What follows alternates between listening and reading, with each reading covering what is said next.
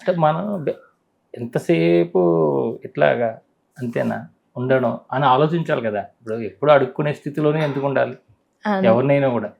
ఇప్పుడున్న సమాజానికి కాంపిటీషన్ చూసుకుంటేనేమో మనకు అలా అనిపిస్తుంది.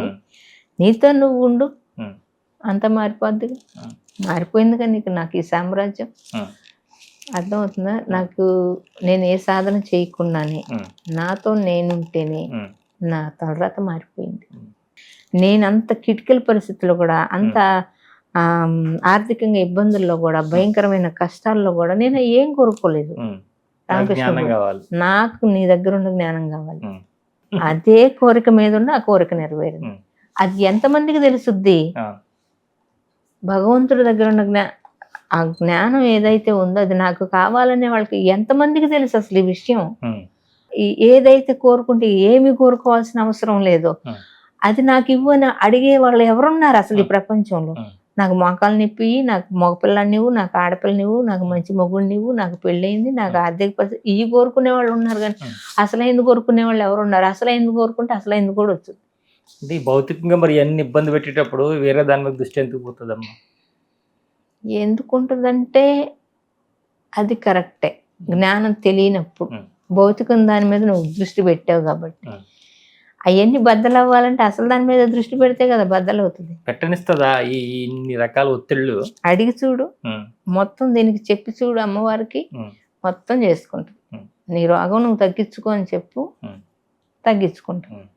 ఏదైనా అడిగి చూడు, నువ్వు ఇంకెవ్వరిని అడగక్కర్లేదు. ఇది చేసుకో, ఇది చేసుకో, ఇది చేసుకో అని చెప్పు, కావాల్సినవి అడుగు, చేసేసుకో. ఆంజనేయ స్వామి గనక నీ కష్టసిద్ధులు ఉన్నాయి, నువ్వు గాల్లో ఎగురుతావు అని చెప్తే ఎగరలా, అట్లాగే తిరిగి చెప్పుకో. బయట ఎక్కడ పోయి చెప్పాల్సిన అవసరం లేదు, ఎవరిని నివేదించుకోవాల్సిన అవసరం లేదు. ఇదేంటి ఇదేంటి అని నీకు ఒకటి, నీకున్న పరిస్థితి, నీకు ఒక జిజ్ఞాస ఉంది, ఆ జిజ్ఞాస కలిసి చూస్తూ ఉండు. నీకుండా ఆవేదన కలిగి నువ్వు చూస్తూ ఉండు, ఆవేదన పడేదాన్ని చూస్తూ ఉండు, సలువు. అవునమ్మా. ఇప్పుడు నాకు ఒక కష్టం నేను 6 నెలలు అనుభవించాలి, అనుభవించేదానికెళ్ళి చూస్తూ ఉంటే 6 నెలలది 3 రోజులు కంప్లీట్ అయిపోయింది. ఆ కష్టం నుంచి బయటకు వచ్చేసాను. 6 నెలలది 3 రోజులు కూడా కాదు, 3 సెకండ్లు అయిపోయింది, క్లోజ్ అయిపోయింది ఆ కర్మ. చూస్తున్నా. అందుకని సాధకులు నాకు ఇది కావాలని ముందు క్లారిటీ తీసుకో. ఈ జన్మలో నీకేం కావాలి, జన్మకు వచ్చావని నీకు అర్థమవుతుంది కరెక్టే. జన్మ నుంచి ఏం చేసుకొచ్చావు కూడా నీకు అనవసరం. వివేకానంద చెప్పాడు, ఈ జన్మలో ఒక నిర్ణయానికి రా, దానికోసమే ఉండు, దానికోసమే పనిచేస్తాను. మళ్ళీ కామన్ సెన్స్ ఉండాలి, మళ్ళీ టైం తినటానికి సంపాదించుకోవాలి, ఇది కరెక్టే, తినాలి, కుటుంబ సభ్యులను చూసుకోవాలి, నిన్ను నమ్ముకున్న వాళ్ళని చూసుకోవాలి. ఇదంతా బ్యాలెన్స్ చేసుకుంటా మళ్ళీ సాధన 4 గంటలు రోజుకు చెప్పింది ఏ గురువైనా. ఈ 4 గంటలు నువ్వు సాధించాలనుకున్నది మొత్తం సాధిస్తావు. ఈ జన్మలో సాధించినంత బట్టి సాధిస్తావు. నెక్స్ట్ ఇక నీకు శరీరం తప్ప రెండోది కనపట్లే. ఇప్పుడు నీకు బాగా అర్థం చేసుకున్నావు, మళ్ళీ నువ్వు శరీరంలోకి వస్తావు కదా. శరీరంలో ఉంటేనే నేర్చుకుంటామని గురువులు చెబుతుంటే మరి మళ్ళీ నువ్వు శరీరానికి రావాలి కదా. రావాలంటే శరీరం మీద నీకు శరీరం తప్ప రెండోది కనపడకూడదు కదా. మరి అప్పుడే కానీ నువ్వు మళ్ళీ శరీరానికి వస్తావు. శరీరం వదిలేసినా మళ్ళీ నీకు తెలియకుండానే నువ్వు మళ్ళీ శరీరంలోకి వచ్చేసేస్తావు, పరకాయ ప్రవేశం అన్నది చేస్తావు. అర్థమైందా? కావాలంటే నీకేమైనా ఇంకో ఏ శరీరంలో పుడుతుంది. మరి మాస్టర్ అలాగే చేశారు. రామకృష్ణ గురుదేవులు నా శరీరంలోకి వచ్చారు, వాళ్ళు ఏ శరీరంలోకి 2 సార్లు ప్రోగ్రామ్ జరుగుతుంటే అక్కడ ఉండేవాళ్ళు, ఇక్కడ ఉండేవాళ్ళు. గురువుల్ని ప్రేమించు, కరెక్టే, అభిమానించు, కరెక్టే, కానీ మరి నీలో ఉన్న గురువుని ఎప్పుడు పట్టుకుంటావు? నీలో ఉన్న శక్తి నీకు ఎప్పుడు తెలుస్తుంది? నువ్వు ముందు నీలో ఉన్నదాన్ని గుర్తించు. ఇప్పుడు మొత్తం బయట వెంకటేశ్వర స్వామి తిరుపతిలో ఉన్నాడు, శ్రీశైలంలో శివయ్య ఉన్నాడు, సాయిబాబా షిరిడిలో ఉన్నాడు అనుకుంటున్నావు కదా. మరి నీ దగ్గర ఉన్నాడని నువ్వు పట్టుకో, ఎత్తుక్కో, మాట్లాడుకో, జర్నీ చేయి, అంతే. నువ్వు ఆయనప్పుడు కలిసే ఉంటారు ప్రహ్లాదులాగా. కానీ మీరేంటి ఈ మధ్యన రకరకాల లోకాలకు వెళ్తున్నారు, తిరుగుతున్నారు, వస్తున్నారు అంటే? సూక్ష్మ శరీరం అనేది ఎడబడుద్ది బాగా. ఈ సూక్ష్మ శరీరం ఎడబడిపోయింది, పడుకొని ఉన్నా అదేమో అక్కడ పడుకొని ఉంది, నేనేమో ఇక్కడ కూర్చొని ఉండే. అయ్యో అదేంటి అని, అదే నా శరీరం అక్కడ ఉంది, నేను ఇక్కడ ఉన్నాను అనుకున్నా. అయ్యో అనుకున్నా, మళ్ళీ శరీరంలో పోయా. ఒకరోజు ఏంది, పడుకొని ఉన్నా, కూర్చొని ఉన్నా, అమ్మయ్య నేనేదో ఎడబడ్డానట్టుంది అనుకుని బయటికి వెళ్ళిపోతున్నా, తలుపు వేసే ఉంది, తలుపులో నుంచి బయటకు వస్తున్నా, వామో తలుపు అంటున్నా. అంతే, మళ్ళీ మెలకు నాకు తలుపు ఉందని నా మైండ్ లో ఉంది, స్థూలంలో ఉంది, సూక్ష్మంలోకి కూడా వచ్చింది. అర్థమైంది? ఆ భయం పోవాలి. ఆ భయం పోయినప్పుడు సూక్ష్మ శరీరం ఇడిగా ఉంటుంది, ఈడబడిపోయింది.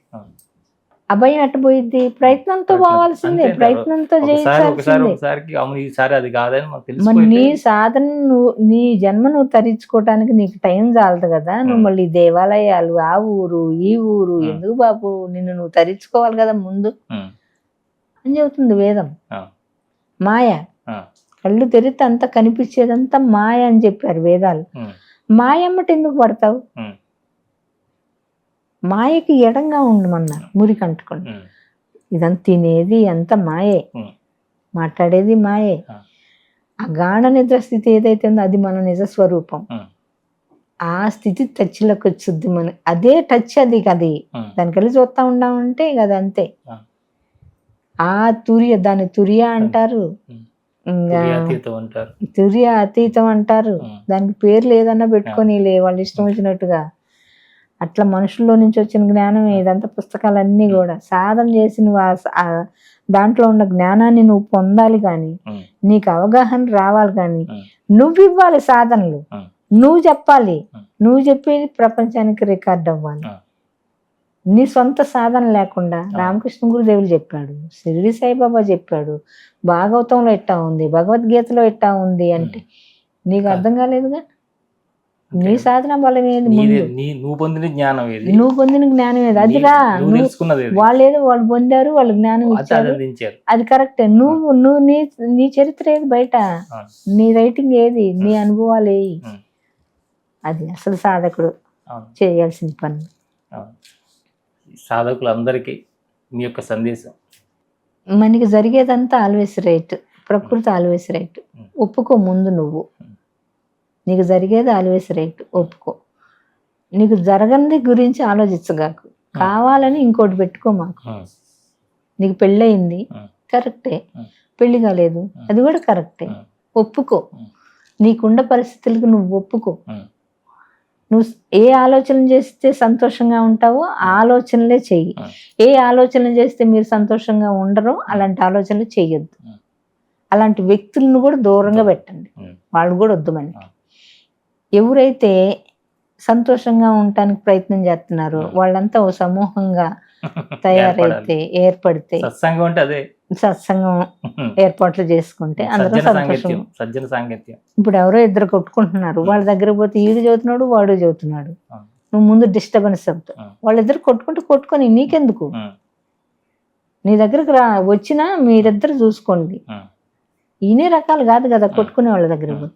వాళ్ళతో స్నేహం చేసినా వాడి మీద ఈడు చెబుతాడు, ఈడి మీద వాడు చెబుతాడు, వాడికి ఈడికి చెప్పాలి, ఈడికి వాడికి చెప్పాలి. అప్పుడు నువ్వు వాళ్ళిద్దరు మురికి అంటుకుంటుంది నీకు. అందుకే మాతా భగవతీదేవి చెప్పిన జ్ఞానం ఏంటంటే, మాతా భగవతీదేవి కానీ, అంజనాదేవి కానీ, పార్వతీదేవి కానీ వేదాల్లో ఉపనిషత్తుల్లో ఏం చెప్పారంటే, అసలు పిల్లల్ని కంటానికి కూడా ఆలోచించేవాళ్ళు అంటాం. ఎలాంటి పిల్లల్ని కానీ ఈ ప్రపంచానికి అందివ్వాలంటే ఆ కలగంటని నేర్పింది మాతా భగవతీదేవి. ఏది నువ్వు సృష్టించాలనుకుంటున్నావో ఆ సృష్టించిందని సృష్టించుకోవటం తెలియాలి. సృష్టించుకోవచ్చు ప్రతి పరిస్థితిని.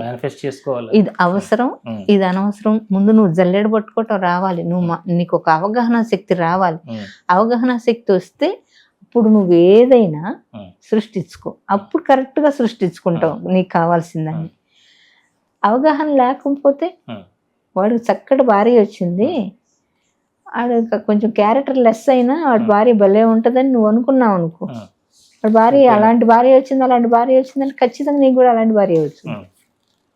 ఇంకొకళ్ళ జీవితం గురించి మనం పదే పదే ఆలోచించాం అనుకో, ఖచ్చితంగా వాళ్ళ జీవితం మనకు వచ్చేసింది.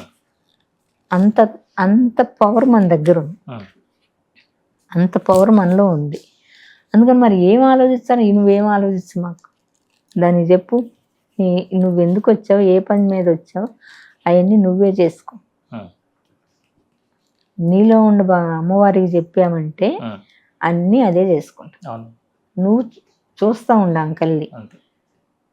ఇంక నువ్వు చేయాల్సింది ఏమీ ఉండదు.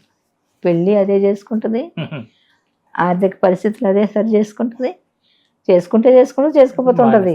నీకెందుకు ఇంక అక్కడ అనుభవించేది నువ్వు. నువ్వు ఆ ప్రారంభ కర్మ ఉంది చూడు, తాతల నుంచి వచ్చింది, ఇక అది బద్దలు చేసేసుకుంటది. మన వల్ల కాదు, ఏ దేవుడి వల్ల కాదు, ఏ గురువు వల్ల కాదు, నీలో ఉన్న గురువే నీకు పని చేయగలుగుతాడు, తల రాత మార్చేయగలుగుతాడు. నేను ఇప్పుడు ప్రధానమంత్రిని అవ్వగలుగుతానా, సీఎం అంత పెద్ద పోస్టులు పెట్టుకుంటే మళ్ళీ తపశక్తి అంతా దారిపోయాల్సి వచ్చింది. అర్థమవుతుందా? అసలు అందరికంటే పెద్ద పోస్ట్ ఏంటంటే మనం ఆనందంగా ఉండడం, మనం ఆనందంగా ఉంటాం. పెద్ద పోస్ట్ మనలో ఉండ శక్తిని మనం దర్శించడం ఇంకా పెద్ద పోస్ట్. సరెండరింగ్, ఇంకా సరెండరింగ్. ఒక మనిషిని సంస్కరించాలి అంటే భగవంతుడు ఎంత కష్టపడుతున్నాడంటే, ఈ గురు పరంపర అందరికి శిరస్సు వంచి నమస్కారం చేయాల్సి, వాళ్ళని ఇబ్బంది పెట్టొద్దు, చక్కగా సాధన చేసేసుకొని ఆనందం తప్ప ఇంకేం కోరుకోవద్దు. ఆనందంగా నువ్వు సృష్టించుకో, మళ్ళీ దాన్ని నువ్వు కోరుకోవటం కాదు, ఆనందాన్ని నువ్వు సృష్టించుకో. నీ ఆనందం జడగొట్టే వాళ్ళు నీ దరిదాపులకు కూడా రానివ్వదు. అంతే కదా, అది అసలు రానివ్వదు. నువ్వేం ప్రయత్నం దాని అసలు ప్రయత్నం అంటూ ఏమీ చేయాల్సిన అవసరం లేదు, అన్నీ చేసుకుంటారు.